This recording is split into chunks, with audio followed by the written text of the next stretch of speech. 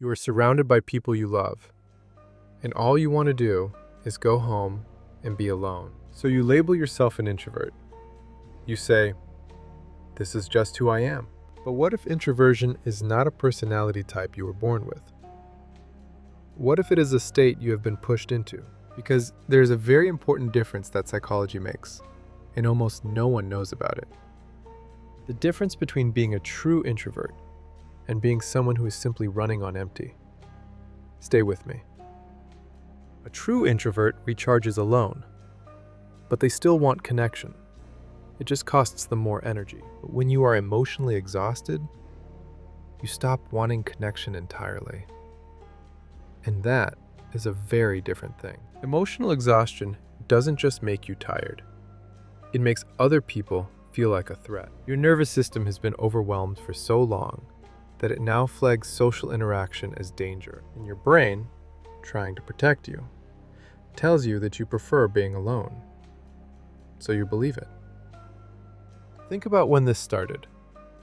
Were you always like this, or did something or someone drain it out of you over time? Relationships that took without giving, environments that demanded constant performance, years of not being truly seen. Psychology shows that chronic emotional overload physically changes how the brain processes social reward. The ventral striatum, your brain's reward center, goes quiet. Things that used to feel good simply stop registering. This is not who you are. This is what prolonged emotional depletion does to a person. And it is reversible. So here's where you start. Step 1. Stop explaining yourself as an introvert. Start asking, what am I protecting myself from? Because the answer to that question is a map straight to where the exhaustion lives. Step 2. Find low-stakes connection. Not a party, not a big conversation, just proximity to another human, without pressure. A stranger at a coffee counter, a neighbor you nod to. These tiny moments begin to rewire the social threat response. Step 3. Identify the specific source of the depletion. Because exhaustion always has an address. Is it a relationship that costs you everything? A job that requires you to perform constantly? An unprocessed grief you've been dragging silently? When you remove or address the source, the social energy begins to come back on its own. You do not need to force yourself back into social situations. You need to heal what made them feel dangerous in the first place. Because that person who loved being around people, who felt curious and alive and present, they are not gone. They are exhausted.